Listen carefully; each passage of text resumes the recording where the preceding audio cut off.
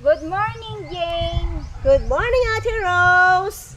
Welcome to Chicken Time Online Talk Show! Joke, joke, joke! Mari, di ba mangingisda yung asawa mo? Oo, Mare. Bakit? Totoo bang natutulog ang mga isda? Ewan ko ba, Mare? Tagal na to, hindi ko na nakikita na ang mga isda nagdadala ng unan. Nge! Nge! Words of wisdom. Be patient. Minsan sa buhay, kailangan muna natin pagdaanan ang worst bago tayo maging best. Because life is about learning and growing. Alam mo, Ate Rose, yung mai-share ko sa ating yung words of wisdom, yung di talaga maiwasan natin na makaranas tayo ng mga bagay na pinaka-worst sa buhay natin.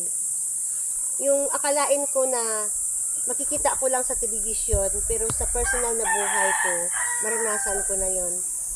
Pero God is good. Through prayers of some friends, naranasan na nakalampuwas. Yung bang nakasurvive kami doon.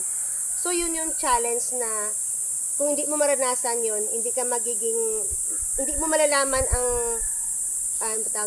hindi ka lesson learned ba, na hindi mo siya mabago, na hindi mo siya na mayroon kang natutunan na ganun pala dapat ang na mangyayari sa buhay mo. So kailangan talaga pray to God na gabayan kanya palagi, kasi alam natin ang Panginoon talaga ang makapangyarihan sa lahat. Rose, para sa iyo, anong masasabi mo sa ating chikahan ngayong araw na to? Sa akin naman, Jane, ang pinaka-worst sa akin na words of wisdom, yung nangyari sa aking kapatid na nawala siya, Jane. Isipin mo, 2004 pa nawala.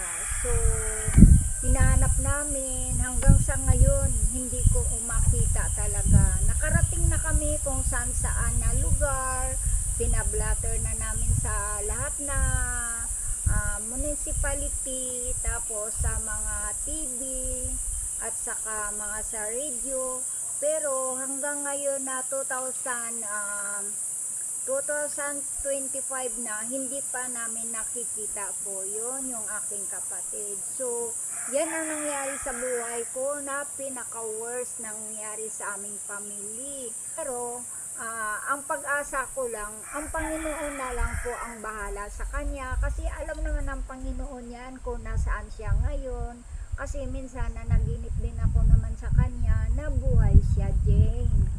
So, yan ang pinaka-worst na nangyari sa buhay ko. Ating mga viewers, anong makomento nyo? Anong masasabi nyo sa ating words of wisdom ngayon? So, comment down below. So, ano yung pinaka-worst pa na nangyari sa buhay nyo? So, pwede kayo comment down below na lang mga guys. Guys, may bago kaming segment na ibabahagi sa inyo. Oo nga, Jen, tama ka. Excited nga ako sa ating bagong segment ngayon nga binigay ng ating researcher.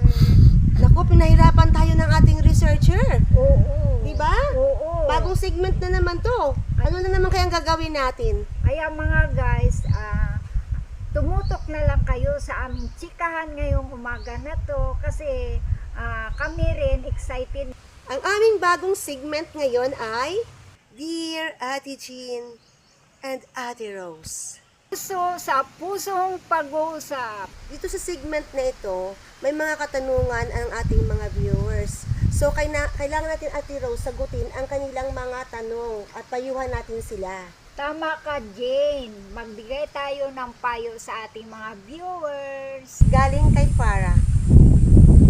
Just call me Farah. Paano ko ba sasabihin sa boyfriend ko na may putok siya? Nice way. Please advise me. Para sa akin, Farah, ang masasabi ko lang sa'yo, sabihin ko, pwede bang maligo ka araw-araw? Alam mo, Farah, kung hindi pa rin matanggal ng pagsasabon mo ng tawas, magsasabon ka rin ng iba't ibang klaseng sabon. Kahit anong sabon, antibacterial man yan o kahit anong sabon. Magsasabon ka lang ng araw-araw or araw-araw ka kaya maliligo. Na lang siguro magandang gawin para smells yummy, smells good ka araw-araw. Yan para ang aking ma-advise sa'yo. So yan para ang sasabihin mo sa iyong boyfriend. Yung lahat ng mga sinabi ko, sabihin mo sa iyong boyfriend para maging maayos ang iyong pagsasama. Ikaw, Ate Rose, anong ma-advise mo kay Farah? Ang maipapayo ko sa iyo, Farah, na sasabihin mo sa boyfriend mo na magpalit ng damit araw-araw kapag nagtapos yan na maligo.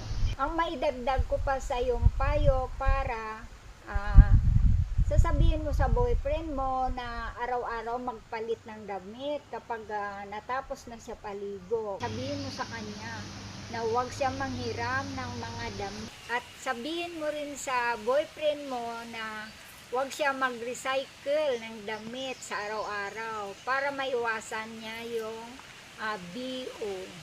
Sa ating mga viewers dyan, baka mayroon kayong maa-advise kay Farah sa kanyang katanungan. Please comment below. Tama ka, Jane.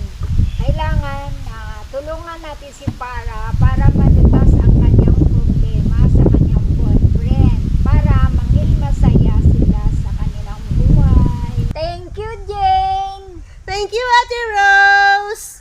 Maraming salamat! Bye! Inihahandog ng Chikahan Time ngayong Semana Santa.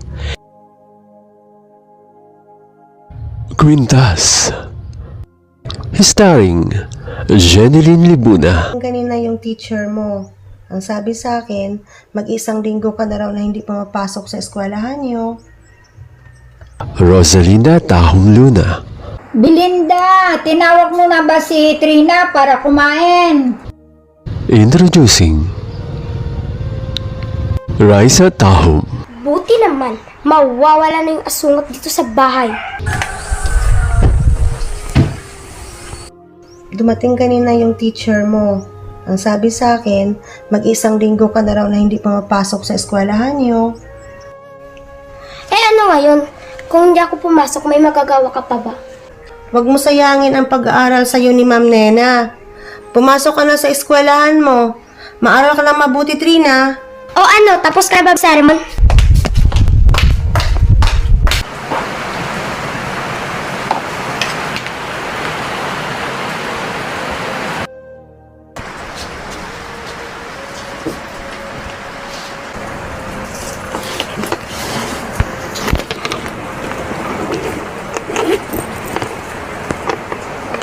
Tingnan ko lang.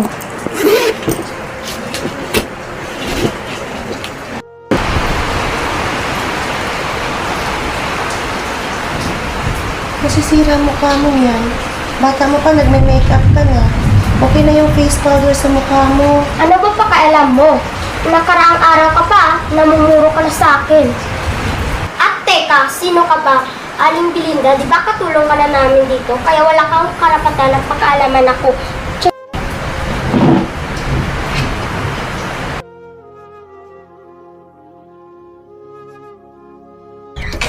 Mami, yung kwintas ko nawawala. Mami, nawawala yung kwintas ko. Ha? Baka kung saan mo lang ilapag, anak, hanapin mo. Mami, hinanap ko, hindi ko talaga makita. Wait lang, baka si Aling Belinda yung kumuha ng kwintas ko. Iha, hindi yan magagawa ni Bibi Linda. Baka kung saan mo lang na ilapag. Basta mami, ang kutob ko si Aling Belinda yung kumuha ng kwintas ko.